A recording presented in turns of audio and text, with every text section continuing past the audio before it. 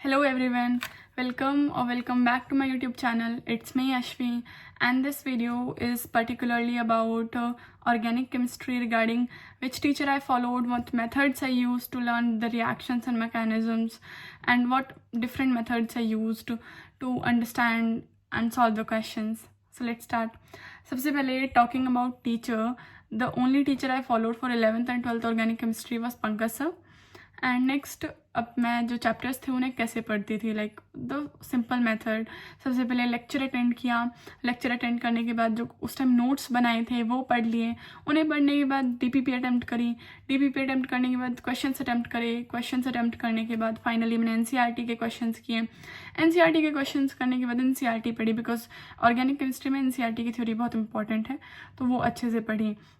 This was a simple approach I used for organic, and finally ये सब करने के बाद जो फाइनल चीज़ ऑर्गेनिक में बचती है वो यही है कि आपको जो रिएक्शंस है वो याद होनी चाहिए, ताकि आपके सामने अगर कोई रैंडम नाम आए ना रिएक्शंस का तो वो याद हो एंड आप उस चीज़ को उस टाइम अप्लाई कर पाओ, और रिएक्शंस के बीच में कन्फ्यूज़न ना हो। लाइक आप दो रिएक्शंस को मिक्स ना कर दो, दो नेम रिएक्शंस है, दोनों के नेम उल्टे पुल्ट हो जाते हैं, तो एट लास्ट रिएक्शन याद रखनी है। एंड फॉर मैकेनिज्म आनी चाहिए, उससे क्वेश्चन सॉल्व करने आने चाहिए, मैकेनिज्म के स्टेप्स पता होने चाहिए, क्योंकि उसके स्टेप्स से क्वेश्चंस बन जाते हैं। So this is about. तो अभी मैं बात करूँ कि मैंने ऑर्गेनिक की मैकेनिज्म्स को, रिएक्शंस को याद करने के लिए क्या क्या मेथड्स यूज़ किए थे। सो सबसे पहले बाद चैप्टर कंप्लीट हो गया, मैंने उसकी सारी रिएक्शंस पढ़ लिया, बट मुझे वो रिएक्शंस याद रखनी है। चैप्टर जब कंप्लीट हुआ है तो मुझे रिएक्शंस याद हैं, बट लेटर ऑन जब मैं रिवाइज कर रही होंगी या फिर 4-5 दिन बाद वो रिएक्शंस मुझे याद नहीं रहेंगी, वो दिमाग से वॉश हो जाएंगी। सो इसीलिए मैं हर एक चैप्टर के शॉर्ट नोट्स बनाती थी, स्पेशली फॉर ऑर्गेनिक केमिस्ट्री। तो I had a separate notebook, जिस नोटबुक में मैंने सारी जो ऑर्गेनिक के चैप्टर्स थे उनके शॉर्ट नोट्स बनाए हुए थे। उसमें क्या था, क्लास में ही बताया था सर ने कैसे करना है। एक पेज में 3 सेक्शंस, तीनों सेक्शन में सबसे पहले नेम रिएक्शन का क्या है, देन रिएक्शन क्या है, एंड रिएक्शन के बाद फाइनली लास्ट वाले कॉलम में उस रिएक्शन के कोई स्पेशल पॉइंट्स, लाइक ऐसी बातें जो उस रिएक्शन के बारे में पता होनी चाहिए, एडिशनली जो क्वेश्चंस में पूछे जा सकते हैं, उसके रिएक्शन की स्पेशलिटी, कुछ इंपॉर्टेंट पॉइंट्स जो भी हैं वो लिख दिए। ऐसे मैंने ये सारे ऑर्गेनिक के चैप्टर्स के शॉर्ट नोट्स बनाए हुए थे, तो मेरे ऑलमोस्ट सारे चैप्टर 2 या 3 पेजेस में कवर्ड थे। तो ये शॉर्ट नोट्स मुझे, जैसे टेस्ट से पहले मुझे अगर ऑर्गेनिक का कोई चैप्टर रिवाइज करना है तो नोट्स खोलने की बजाय मैं उन शॉर्ट नोट्स में से बस रिएक्शंस को देख लेती थी। ये शॉर्ट नोट्स मुझे उस टाइम पे काम आए थे। नेक्स्ट अगर बात करें मैकेनिज्म्स की, तो मैकेनिज्म्स में सबसे पहले तो जब क्लास आप अटेंड कर रहे हो, लेक्चर्स ले रहे हो, तो उस टाइम मैकेनिज्म के जो मेथड है ना, रेदर देन उसे आप रटने की बजाय उस मैकेनिज्म को समझो कैसे हो रही है, स्टेप्स को समझो, हर एक स्टेप की। बिकॉज अगर मैकेनिज्म नीट के लिए इम्पॉर्टेंट है तो उसके हर एक स्टेप के बारे में, और हर स्टेप में क्या स्पेशल कंडीशन है, कोई स्पेशल चीज़ हो रही है, तो याद होनी चाहिए। सबसे पहले मैकेनिज्म को समझो, समझने के बाद वो मैकेनिज्म दिमाग में नहीं रहती। लाइक क्लास में अगर पढ़ी है, उसके बाद अगर उसको मल्टीपल टाइम्स रिवाइज नहीं किया तो रिएक्शन याद नहीं रहेगी, एंड सिर्फ रिवाइज करने की वजह से लिख कर देखना इज़ मोर इम्पॉर्टेंट। तो मैकेनिज्म पढ़ने के बाद उसे रिवाइज करने के लिए लिख कर बार बार प्रैक्टिस करने से उसके स्टेप्स को लर्न इट, एंड देन उसे लिख के देखो, उसे वापस पूरा मेथड डिफरेंट कंपाउंड्स के साथ खुद प्रैक्टिस करके देखो। तो जब वो प्रैक्टिस होगी तो मैकेनिज्म दिमाग में रह जाएगी, एंड ऑब्वियसली वो कुछ टाइम बाद दिमाग से निकल भी जाएगी, तो उसके लिए टाइम टू टाइम रिवाइज रखना पड़ेगा। मैंने जितनी भी इंपॉर्टेंट मैकेनिज्म से, नीट से रिलेटेड जो भी थी, वो सारी की सारी अलग से लिखी हुई थी नोटबुक में। लास्ट में सारी जो इंपॉर्टेंट मैकेनिज्म्स है, जो इंपॉर्टेंट है नीट परस्पेक्टिव से, वो सारी मैकेनिज्म लिखी हुई थी, एंड उन सबको डिफरेंट कंपाउंड्स पे मैंने प्रैक्टिस किया हुआ था। तो मैकेनिज्म्स याद थी मुझे जो नीट के लिए इम्पॉर्टेंट थी। और नेक्स्ट अगर बात करूँ तो जैसे मैंने सारे चैप्टर्स के शॉर्ट नोट्स बनाए हुए थे, सारी मैकेनिज्म्स अलग से लिखी हुई थी। सिमिलरली जैसे सिलेबस कंप्लीट हो गया था तो ऑर्गेनिक रिवाइज करते टाइम, जब रिवाइज करते हैं टेस्ट में क्वेश्चंस आते हैं, तो उस टाइम रियलाइज़ होता है कि जो चीज़ें हैं ना वो मिक्सअप हो रही है। ऑल्दो रिएक्शंस पता है, रिएक्शंस के नाम पता है, बट जब अप्लाई करने की बात आती है तो चीज़ें मिक्स हो रही है, रिएक्शन का नाम कुछ और है, मैं लिख के कौन सी आ रही है, और ऑप्शंस देख के सब कुछ मिक्सअप हो रहा था। सो मैंने रिएक्शंस को अलग अलग सेपरेट कर दिया। लाइक जैसे नेम रिएक्शंस थी तो सारी नेम रिएक्शंस मैंने एक जगह लिखी हुई थी, उन्हें मैं अलग से रिवाइज कर लेती थी। जो मैकेनिज्म वाली रिएक्शंस हैं उन्हें अलग से लिखा हुआ था, तो ऐसे कैटेगरी वाइज करके भी मैंने रिएक्शंस को अलग से लिखा हुआ था अलग अलग कैटेगरीज में, तो उन्हें ऐसे रिवाइज कर रही थी।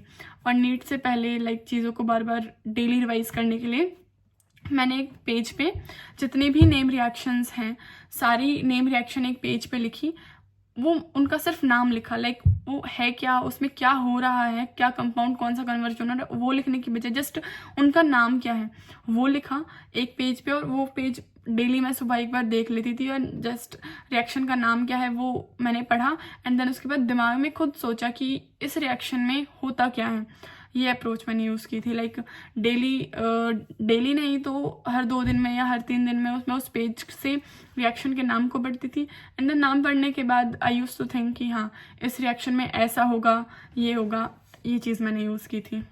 एंड देन उसके बाद जो केमिस्ट्री में जो नेम्स हैं लाइक IUPAC नेम्स तो हम खुद बना लेते हैं, लेकिन ऐसे बहुत से नेम हैं जो अदर देन IUPAC या फिर NCERT में बहुत सारे अलग से नाम दिए हुए हैं।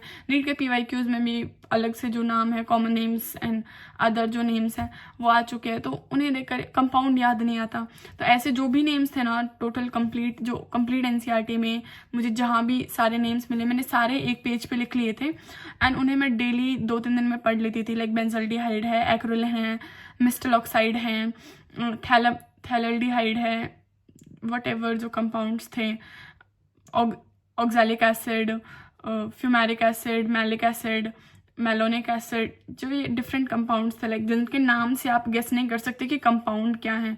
और NCERT में से बहुत सारे कंपाउंड दिए हुए हैं, तो मैंने सारे कंपाउंड्स को एक पेज पे लिखा हुआ था एंड उनका स्ट्रक्चर क्या है वो बनाया हुआ था, एंड उन्हें मैं हर 3-4-5 दिन में पढ़ लेती थी एक बार। बिकॉज ऐसा था कि अगर कई बार टेस्ट में भी मैंने उनके क्वेश्चंस देखे थे, कई बार उनके सिर्फ नाम से क्वेश्चन आ रहे हैं बट मैं कंपाउंड याद नहीं पता मुझे कौन सा है, तो इसलिए मैंने वो सारे नेम्स एक पेज पे लिखे हुए थे। ऐसे मैंने नेम रिएक्शंस लिखी हुई थी, तो ऐसे मैंने डिफरेंट मेथड्स यूज़ किए ताकि मुझे चीज़ें याद रहे। ये सारे के सारे तरीके बस इसलिए थे कि मैं कहीं ना कहीं से जो चीज़ें मैं भूल रही ऑर्गेनिक में, कई बार मैं टेस्ट में रिएक्शंस भूल जाती हूँ, कई बार रिएक्शन का नाम पता है बट रिएक्शन क्या थी वो नहीं पता, और कई बार ये इस रिएक्शन को इस वाली रिएक्शन के साथ मैं मिक्स कर रही हूँ, मैकेनिज्म्स को मिक्स कर रही हूँ। तो ये सारे मेथड बस यही थे कि मुझे चीज़ें मिक्सअप ना हो और मैं भूलूँ ना। And for organic chemistry like जैसे आप टेस्ट वगैरह करोगे, PYQs देखोगे, तो बहुत से होता है जो क्लास में नहीं पढ़े हैं, NCERT में नहीं है, बट वो क्वेश्चंस में दिख जाती है। ऐसी बहुत सी रिएक्शंस होंगी या फिर बहुत सी ऐसी चीज़ें मिल जाएंगी जो आपने पढ़ी नहीं है बट क्वेश्चंस में मिल जाती हैं, तो उस टाइम लगता है कि यार पढ़ा नहीं है, ये कहाँ से क्वेश्चन आ गया, PYQ में दिख जाए स्पेशली, तब ज़्यादा डर लगता है।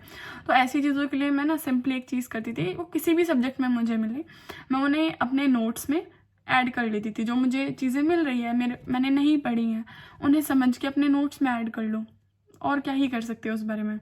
तो PYQ में टेस्ट में अगर आपको कोई ऐसी चीज़ें मिल रही है जो आपने नहीं पढ़ी हैं, जस्ट उन्हें समझो, समझ के अपने नोट्स में ऐड कर लो। और इन रिएक्शंस को याद रखने के लिए एक और इम्पॉर्टेंट चीज़ थी जो क्लास में स्पेशली पंकज सर जो क्लास में PSS देते हैं जो बहुत ज़्यादा यूज़फुल थे, लाइक कंप्लीट चैप्टर वाले PSS वो, और जो सिर्फ छोटे मोटे जो क्लास में सर कराते थे, तो मैंने वो सारे PSS एक नोटबुक में अलग से लिखे हुए थे।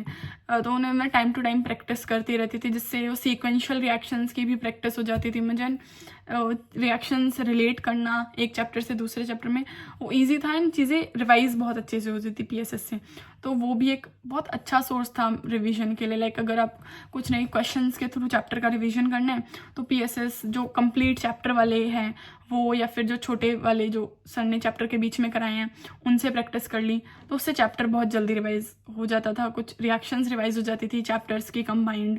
ये एक अच्छा मेथड था। And then next talking about NCERT, like NCERT organic chemistry के तो बहुत इंपॉर्टेंट है, मैंने बहुत अच्छे से पढ़ी हैं। एंड ऑर्गेनिक के जो NCERT के क्वेश्चंस हैं वो भी बहुत अच्छे से सॉल्व किए थे। NCERT के ऑर्गेनिक में जो कन्वर्जन्स दी हुई हैं वो भी बहुत अच्छा सोर्स है प्रैक्टिस के लिए, एंड बोर्ड्स के लिए भी वो बहुत इंपॉर्टेंट हो जाती हैं उन कन्वर्जन्स में सोचना कि कैसे होगा। देन NCERT में कुछ क्वेश्चंस में ऐसे भी कि सिर्फ 2 स्टेप्स में कन्वर्जन करके दिखानी है, मैं जो कन्वर्जन सोच रही हूँ तो 4 स्टेप में जाके हो रही है, लेकिन NCERT में तो बोला है कि सिर्फ 2 स्टेप्स में करनी है, तो उससे भी रिलेटेड सोचना है। उन कन्वर्जन्स में अगर देखोगे तो आपको कुछ और ऐसी चीज़ें भी मिल जाएंगी जो NCERT में नहीं है बट एनसीईआरटी के क्वेश्चंस में पूछी हुई हैं। सो ऑल ओवर ऑर्गेनिक की एनसीईआरटी इंपॉर्टेंट है, थ्योरी में भी एंड क्वेश्चंस में भी। और एनसीईआरटी जो एग्जाम्पलर हैं उसमें भी बहुत अच्छे क्वेश्चंस हैं। एट दी एंड अगर मैं बताऊँ तो ऑर्गेनिक में पहली बात तो चैप्टर पढ़ने के बाद जब सिलेबस हो जाएगा ना ऑर्गेनिक का, तो एक चीज़ ये है कि आपको रिएक्शंस याद होनी चाहिए, नेम्स याद होने चाहिए, मैकेनिज्म्स याद होनी चाहिए। एंड याद करने के लिए ऑल ओवर आप अपनी तरफ से देख सकते हो कि आपको क्या मेथड यूज़ करना है। बस कुछ ना कुछ करके वो चीज़ें याद रखनी है, वो दिमाग से स्लिप नहीं होनी चाहिए till NEET exam. NEET exam के बाद आप भूल जाओ फिर कोई दिक्कत नहीं है, एग्ज़ाम नीट क्लियर हो जाए उसके बाद भूल जाओ। लाइक मैं भी अब ऑलमोस्ट रिएक्शंस भूल चुकी हूँ, बट है उस टाइम तक वो दिमाग में रहनी चाहिए। टाइम टू टाइम रिवाइज करना पड़ेगा, अलग अलग रिएक्शंस को सेपरेट आउट करके रखोगे तो वो मिक्सअप नहीं होंगी।